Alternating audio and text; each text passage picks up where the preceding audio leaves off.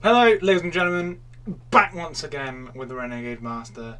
It's me, your boy, Can the Magic Man, and today, as by the title of the video that may or may not be different from what I'm going to say it is now, we're going to be talking about if Commander is one of the best formats for new players or not. Quickly, before we get into the main subject of this video, if you're part of the Oxfordshire Magic the Gathering scene, you're in Oxfordshire, you play Magic the Gathering, you like Commander, there's going to be a Commander Day hosted by my local scene, Witney MTG. It's going to be on the 28th, which is a Saturday coming up soon, this Saturday hopefully, depending if I upload this video by Tuesday or not. It's going to be at the West Witney Sports and Social Club. It's going to be from like 12 onwards. And effectively, it's just going to be loads of guys from the local scene just spending pretty much the entire day, like a full work day, like 8 hours, just chilling, playing Commander, trying out all the different decks we have, drinking in the nice sunshine, just enjoying ourselves. So if you want to come along for that, please do. It's like £1 entry just for room rental. There won't be any prizes, I don't think, apart from a damn good time had by all. So come along if you can. And yeah, on with the main subject of the video, title card music. Whoa!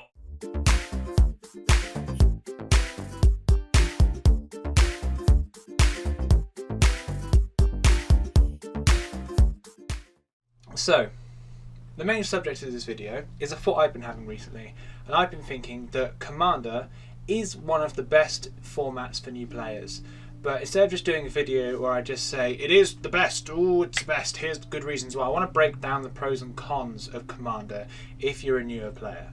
And if you're a newer player, I'm going to give you a very quick crash course on what Commander is before we get into the main discussion of the video. So, Commander is a way of playing the Magic the Gathering, which is a multiplayer format. So up to 8 people can play at any one time. Decks consist of 100 cards. One of these cards is special, it's your Commander. It has to be a legendary creature and it starts outside your deck in a zone called the Command Zone. And it kind of has a lot of the same rules of it being in your hand. You can cast it from the Command Zone. If your Commander is destroyed, you can choose instead of the graveyard to return it to the Command Zone so you can cast it again. However, it costs 2 more to cast each time you decide to return it to the Command Zone. Your deck, all the cards in your deck have to be the same colour as your Commander. So if your Commander is blue, you can only have blue cards. If your Commander is blue and red, for example, you could have blue cards, red cards, and blue and red cards. But in none of those examples could you have black cards, because none of them have black. And you know what colour your Commander is by the little coloured mana symbols which you pay to cast it. Easy peasy. The decks, as I said, are 100 cards, but they can't have a multiple of any card in your deck other than basic lands. So let's say, for example, you have a Shivan Dragon in your deck. I'll just flash it up now very briefly. You can only have 1 Shivan Dragon in your deck. You can't have 2, 3 or 4 as you normally would be able to do in a constructed format. When you sit down to play Commander, each player starts with 40 life. If during the course of the game someone's Commander does 21 damage to you, you die. But that is for each specific Commander. So if Commanders in total throughout the game do 21, and that's like 3 Commanders in total do 21 to you, you're fine. It's just if one specific Commander does a total of 21 damage to you, you lose. You start with 7 cards in your hand. In general, mulligans are more relaxed because it's a more casual way of playing the game. People are like, oh, you don't have a good starting 7, you can just draw another 7, see if it's good. You know what I mean? Instead of having to go down to 6 like you normally would do in standard. If there's more than 2 players, so if it is like a 4 to 8 player kind of game, you draw on your first turn, which is a good little boost for the first player in the game, just gets an extra card. When you're attacking, this is something new players get confused about. When you attack, you don't just attack everyone, you say who specifically you're attacking. So like you can say, I'm going to attack you with these 3 creatures, Dave, and I'm going to attack you with these 4 creatures, Susan. Then they get to block those creatures as and how. If you're casting a spell which is a targeted spell that says target creature or player, you can choose any of the other players or any of their creatures. If it's an effect that says all players, it still affects all players. If it says all opponents, it still affects all opponents. So if you play a creature that says all opponents discard 2 cards, like Caligo Skinwitch when it's been kicked, flashed up, then each opponent still has to discard 2 cards. So that is a massive front load of information for you if you don't know what Commander is. But that will lead us nicely into video section page Uno Baduno Part 2, which is the pros and cons of this way of playing the game for new players. So, with the actual format, the first thing I'll say is a big con. If you're all brand new and you don't have a more experienced player with you, which is a player more used to playing the format, one of the big cons is just the massive front load of information you have to give people, especially if they haven't played very many games of Magic before at all. Just the amount of information, I spent about 5 minutes there having to tell you the specific rules just for Commander, and for a newer player that can be very overwhelming. They can hear all that and say, I'm actually alright, that sounds a bit much. I think what's good is if you do actually get them into playing the game, like a game of Commander, they're more likely to ease into it, because like most things, when you're doing it, you kind of understand it better. You can see it in action. You can see the command damage rule coming into play in the later stages of the game. You can see mulligans being a bit more relaxed.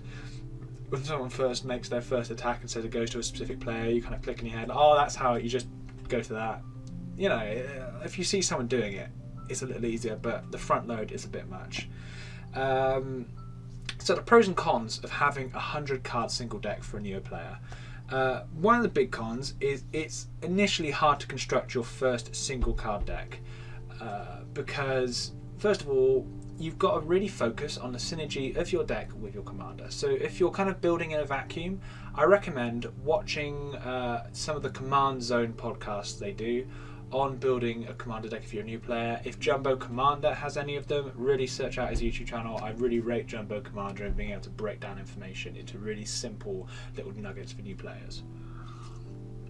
Because yeah, a commander deck does require a fair amount of synergy with itself. With you only being able to have one of each card in your deck, you've got to make sure that those cards work really well with the strategy you're trying to promote with your specific 100 card deck.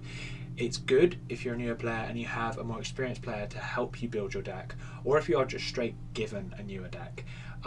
Recently I've tried to help 2 friends build commander decks online, and it's been really difficult to try and coax out the level of understanding of the format that a more experienced player would have. I wouldn't say that I have. I've only got very thin, wispy tendrils of an understanding of it, but I can still see deficiencies in what they're doing and their attempt to it, kind of thing. And so if you have someone like a little more experienced, do lean on them when you're trying to build your first deck. A good advantage though is you only need one of each card in your deck, obviously, but that means you only need one of each powerful card in your deck. So if you're starting out and you've got a new collection, you're likely only going to have a couple rares here and there, but you only need one of each of those rares to put into your deck. So instead of like a standard deck, which for example may require 4 Steel Leaf Champions, that's a considerable bump in expense for a newer player to spend £3 per card.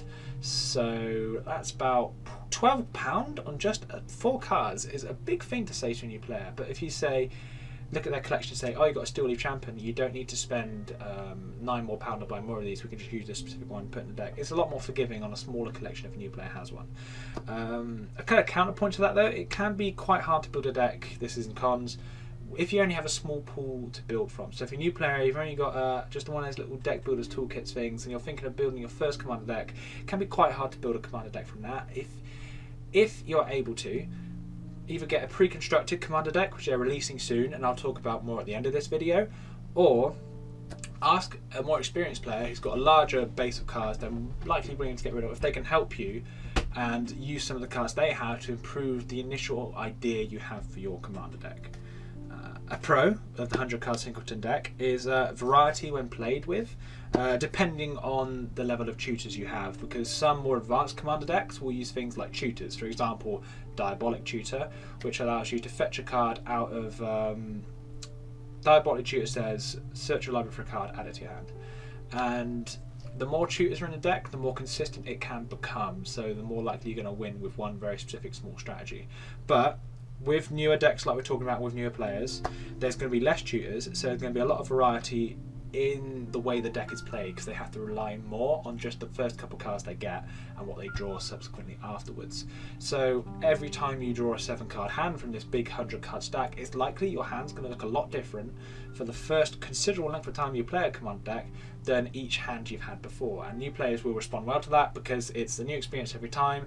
It will likely keep them engaged with the game. One last thing I'll say about cons of playing a 100-card single deck, which is more linked in their construction again, is if your deck is a noticeable step down in power from other decks, it can be fairly unenjoyable to play against more powerful decks. So if someone's a newer player and they're playing with more experienced players who haven't appropriately leveled themselves down, made their decks less strong, it can be an unenjoyable experience, because a newer player might just sit there and feel like there's nothing I can do. Everything I do, they just have an answer for. Every strategy I try, it just seems to get shut down, or my strategies just aren't powerful or quick enough in my deck to be able to deal with what they're doing. So if you are playing with a new player and you are introducing with Commander, don't fall into this con and try and make your deck appropriate for the person you're playing against.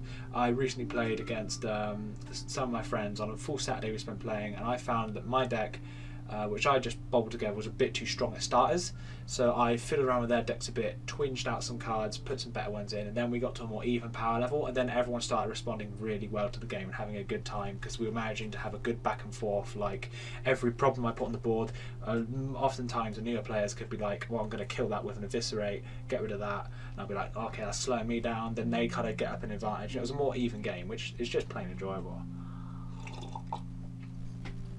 So, having multiple players in the game, pros and cons for being a new player. Big pro, and this is something I just personally believe, I think it's more forgiving of the mistakes you make. So let's say you start with a 1-land hand, and as a new player you're going to see some really good free drop cards, and you're going to be like, oh, I kind of want to keep this hand, I like these 3-drop cards, and you're going to keep it. You play your land first turn, then you pass. Second turn, you get a land, you play it, all good. Third turn, you don't get a land, you're like, oh, I can play its 2-drop, but now I'm slowed down, I can't now play my 3-drops. And what if you have to wait a couple turns to get a land to play your 3-drop? With multiple players on the board, instead of just 2 players, where I think that would be a very unforgiving situation, because it's a head-and-head, clear competitive match, where the other player is going to take advantage of your 1 or 2 turns lack of tempo and likely just win from there. In a multiplayer game, if there's 4 players, for example, there's 3 other players to take focus from you being slow. So if someone's having a really good start and they start playing very powerful creatures, people aren't going to necessarily dogpile on the player who's got the least things on the board and doesn't seem to be presenting much of a threat. They're likely to go after the more dangerous looking player, which gives the newer player who's stuck with kind of a bad hand a bit more of time and chance to dig their way out of the hole they've got themselves into. So that I think is a pro of multiplayer play. One of the cons is it is harder to win an actual game. So if you are the type of player which you respond most to actually winning the game and actually beating other people, with multiple people in the game it becomes harder for you to actually win on average, because for every problem you put down, like I was saying just now, there's more likely to be an answer around the table for it than in one-on-one play. With 3 other people, there's almost 3 times the chance for someone to be able to say no to your big game-winning play or your big dangerous creature. Players also having 40 life due to the multiplayer aspect, because they kind of bump up the life, I assume, due to there being multiple players, meaning multiple chances to attack, can drag on the games for a bit longer, making them hard to win. So if you're someone who's purely there for winning the game, Commander likely isn't going to be the format for you. But if you want to just enjoy the actual process of playing and enjoy some time spent with friends, it's likely to be a format you're going to get a fair amount out of. Which leads me to my next pro, the actual social element of Commander. I think is a big plus for newer players. Being able to sit down with 4 people, 4 other people, if we're playing a 5-player game, like up to 8 people, I don't know. But sitting down with multiple other friends and being able to play the game, it's just likely to be a good experience they're going to respond well to, because it's just a fun experience to sit down with people you like and to play a card game you're interested in. And if you're newer, you're likely going to just have a chance to learn more about the game and just have a laugh. I've never walked away from a game of Commander and thought, man, I had a terrible time there. Like, I've got a bit salty where like someone's counted my like big game winning play, but I've never thought I didn't enjoy the time I spent with new people, and I feel like it's a really good kind of thing to instill in a newer player, that just sitting down, enjoying the game and enjoying people's company is another viable way of playing the game. And if they're the kind of player who responds more to the social element instead of winning the game and the more competitive element, it's going to really go some way to coax them into a local Magic scene, I believe at least.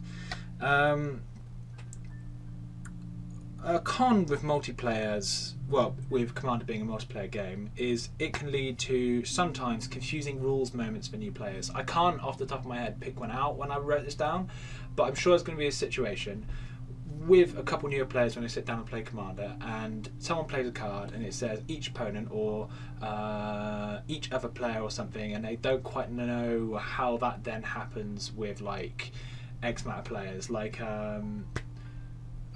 if I could think of one, it would make this example much more pertinent. So I do apologise for that. But I think with there being multiple players, it can lead to confusing rules moments. But plus, I've put, is there being multiple players at the table and likely varying levels of experience, is that someone is likely going to be able to, if there is a confusing rules moment, hopefully clear it up or come up with the appropriate ruling for it, because there's going to be a larger pool of knowledge than just two people. Because I find in general, newer players can get quite anxious about calling a judge. They can get a little worried about it. So in competitive play, if the player they're against is more experienced, they'll often just yield to what the more experienced player is doing. But in a game of Commander, it can kind of police itself. And so if there is kind of a big rules infraction or there is a big mistake, with multiple people they can kind of come to a social agreement on how to resolve it. So it's kind of con and plus that it's more complicated, but there's more people you can trust in resolving the complication, which is interesting. Moving on to the actual commanders themselves, and this is something I personally believe, and that it's players, and in specific new players, like to play powerful cards. And so a big pro to Commander, I think, for new players is having that specific commander, that powerful card, always in the command zone, always ready for them to play. Always having access to what is likely the most powerful card in the deck, or at least the card which enables your deck to be powerful, is something new players respond to and they just enjoy. Like, let's say your commander is one of the new Elder Dragons, like Vivictus Asmadi or something. Big, powerful, strong dragon. When that eventually hits the board, that new player is going to feel like they have a handle on the game. It's going to feel like they can feel the swing advantage they've just got by playing it. A con, however, for the building of Commander decks and Commanders in general, is the colour restriction that the deck, in relation to the commander, puts on the player. So if a player only has a couple legendary creatures in their collection, is like, I really want to play red-black. But I've only got a red card, which is legendary, and I've only got a black card. The colour restriction is going to kind of play against them and maybe not allow them to create the deck they want to create. Newer players also often tend to kind of just prefer sticking to one colour or one colour pair that they enjoy. So they might be less willing to jump into a format which has the kind of colour restrictions that Commander has, because they want to be comfortable in the kind of space they're used to. When I first started playing a lot of Magic with my friends, not just in like local competitive scene, I found they generally like to stick with the colour combos they like. Particularly one guy is just always white black. I want to play white black. White black's what I do. I do white black. And a kind of interesting thing is that now he started playing more Commander, I've found he's more willing to try different colour combinations. Just recently he played a red-green deck and responded really strongly to it. And it's just, I would never have expected him to play red-green in a million years, because he seems so staunch on white-black. So I think the restriction of colours is at first a con, because it's going to be a little off-putting for newer players, because they want to stick to what they know. But I think it's also somewhat of a positive, because it coaxes new players out their shells in terms of what strategies they may or not be willing to try. So whoa, that was big. That was a big little talk we just had about the pros and cons of Commander in general. Bit vague maybe, but you know what I mean. I do my best. So in conclusion, is Commander a good format for newer players? Well, I would say yes. I'd say I 70% weigh in favour of it's good for new players. 30% weigh in favour of no if they're brand new beginners. You might want to coach them with a few casual games, then bring them into Commander, because of the multiplayer aspect can be a bit confusing. The colour restrictions can be confusing, and deck building can be hard. But if you're an experienced player that's encouraging people, to play Commander, then just make sure you're there for each step of the way when they build their decks and when they first play. Just kind of coax them into it and ease them in, because I think if you give someone the right level of support with Commander, then they will likely hit the ground running, and there'll be less like confusion with how it kind of works. Sorry, my camera just ran out of space just now, so if I do a harsh cut or something, then sorry, had to delete some stuff, and now we're back in the game. So yeah, what we'll get into next is Wizards seem to be pushing Commander as a more new player friendly format, or at least making Commander more accessible for new players. And I think this can be seen in things like Dominaria, where they are putting a legendary creature in pretty much every single pack, and they're putting quite powerful legendary creatures at uncommon still. Like, I run Slimefoot the Stowaway, who's uncommon, in one of my Commander decks as the Commander, and he's probably one of my more powerful Commander decks because he has the ability in him to just continuously do damage to someone and drain their life, which is really strong, kind of creates this big life deficit. And I think that's really good for new players if they have a smaller collection. Be able to get Commanders at uncommon, get legendary creatures almost in every pack they buy of a new set, means it's much more likely for them to find a Commander they respond to and want to build their first deck around. One thing I will say is that the starter deck strategies and the beginner product strategies, or at least the strategies included in those products, does seem to focus on one specific powerful card. So the big example of this is the Planeswalker decks. They are inherently built all the way around that single Planeswalker, and they often have cards in that deck that allow you to fetch out and tutor out your Planeswalker, so you always have access to it, which is a very similar playstyle to Commander, as in the Commander deck is always focused around your Commander. When you break it down, a Planeswalker deck is very much like someone's first Commander deck in a way. It's kind of lower power level, yes, but it's always focused around the one main card they're going to be playing around, which is the Planeswalker, or if it were Commander, the Commander. You also look at the very, very starter products that Wizards hands out for free, those little beginner 30 card decks.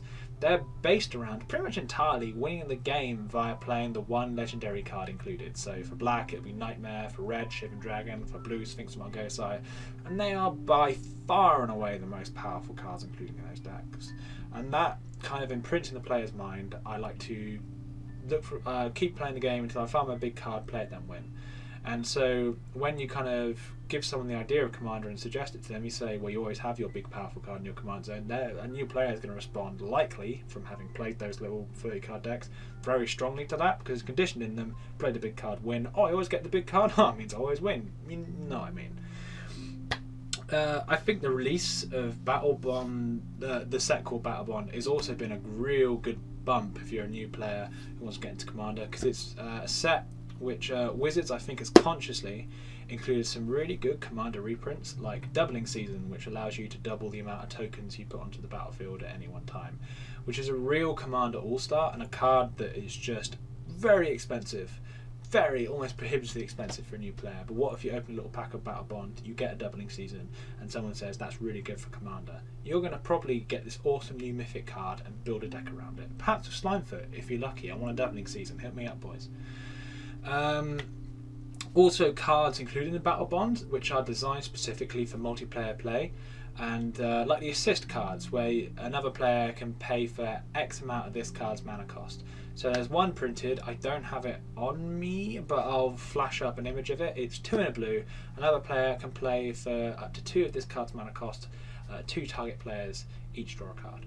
What? In a multiplayer game, I think a card like that, printed at common, to a new player getting into Commander, is such a fun thing to use and such a great way to politic around a table. It's going to make that social element of Commander really interesting to try and bargain with whoever's going to pay you this extra 2 mana so you can pay 1 and draw a card. Then you can convince someone to pay 2 mana for it so they also get a card. How cool is that? And personally, I think now is probably one of the best times to get into Commander of recent memory for a newer player. With the release of the new pre-constructed Commander decks they're releasing, there's going to be 3 new Commander decks. I've just seen the spoiled Planeswalkers, which are the commanders for those decks. Very interested for them. And I think once they're released, depending on what's on them and depending on how good they are, it's going to be a really, really good budget way for a player to get into Commander. So I think now is a very good time for new players to get into Commander. I think Commander in general, if you have the right just help from more experienced player, is a really, really good way if you're a new player to get into the game. And yeah, it's kind of a wrap up. Look at that, done a little video, done that. Well, I'm looking forward to Saturday this time. So if you're going to make it into that Commander day, I look forward to seeing you there. I've been Cam the Magic Man. It's been a long video. This room's hot. Going. Bye.